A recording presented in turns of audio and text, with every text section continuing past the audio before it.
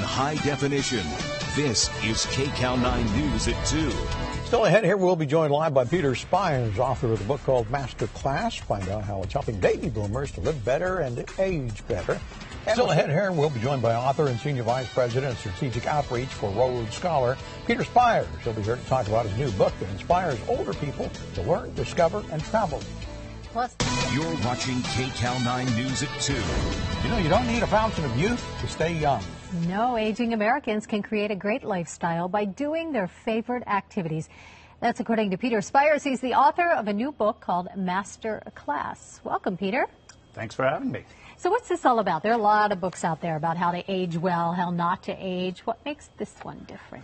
Well, I think what makes this book different is that I've really tried to speak to hundreds and even thousands of people in this age group to get their inspiration for the next generation of people who are going to be in this phase of life. You know, there are 40 million people who are 65 and older in the country, but by the year 2050, they're going to be 85 million. So it's a huge need for people to show the way to how to best experience this stage of life. And are these folks who are aging now different from years gone by? Well, they are. They're baby boomers like me who are now approaching retirement. And baby boomers like to think that they have reinvented everything. But the fact is that their parents' generation have really paved the way and have a lot to teach the baby boomers about successful aging and retirement. So what did you find out by talking to these folks? What makes them happy? What keeps them motivated and keeps them young? Well, what I found out was that there were about 30 activities that came up again and again as I talked to people in this stage of life. And what these activities have had in common were 4 dimensions, included socializing, moving, creating, and thinking. 2, 3, sometimes even 4 of those dimensions. And as I reverse engineered their lifestyle, I found that these 4 dimensions were really the key to successful aging and retirement. But, you know, are these different? Again, you say that our parents, their parents, kind of paved the way for them. What's different about that? Well, I think what's different is that there's a new set of activities that people are doing and will do. You know, people have always played musical instruments. Now you see baby boomers, instead of joining orchestras, they're joining rock and roll bands in retirement, and you see that as the kind of a new trend for the future. And I noticed on the cover there's a guy with a surfboard. Absolutely. Some of your seniors are surfing. Absolutely, and staying active is probably the most important of these 4 dimensions, especially for keeping your brain healthy. I mean, there are lots of people out there saying to take supplements or look at computer programs to keep your brain healthy, but the fact is you need a healthy body to have a healthy brain. So exercise is tremendously important.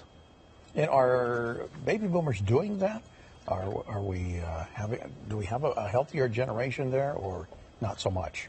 Well, I think it's a mixed bag, and certainly among the people who I interviewed, they're very, very active, and I think they represent an inspiration to the next generation to take this seriously and recognize the importance of exercise. Not everybody's doing it, but those who want to live longer and have a successful retirement are well advised to stay active. And you talked about moving, and that's what you mean, not moving physically your home, but just being active and traveling as well. Absolutely, yeah. I work for an organization based in Boston called Rhodes Scholar that does educational travel, and it's the participants on this program, these programs, who I interviewed. As I've worked there longer and longer, I recognized that these people really were a breed apart. They were particularly hale and hearty and successful in retirement. So I really took their experiences and put those into this book. And what is Rhodes Scholar? What do they do? Rhodes Scholar is a not-for-profit organization that does educational travel programs in 150 countries around the world and in every state in the U.S. We've been around since 1975, and education is really what makes our programs different, the educational content of our programs. Did you find the opposite of aging well to be people who are isolated and lonely and not active? Absolutely, and that's a great point, that socializing is another key to successful aging and retirement. You can't just sit at home by yourself. You've got to get out and do stuff with people. Take one of the 30 activities that I write about, say singing in a choir or singing in another choral group. You think about that. It's social, you're interacting with other people, other voices. It's moving because you're standing up. It's creative because you're engaging in new pieces of music, and finally, there's a lot of thinking as you read the pieces of music and learn them and understand them. Very fascinating. Thank you very much for being here. Thank you. For more information on the book, Master Class, just check out our website. It's KCAL9.com. You can click Seen on TV. Coming up tomorrow at 2 o'clock.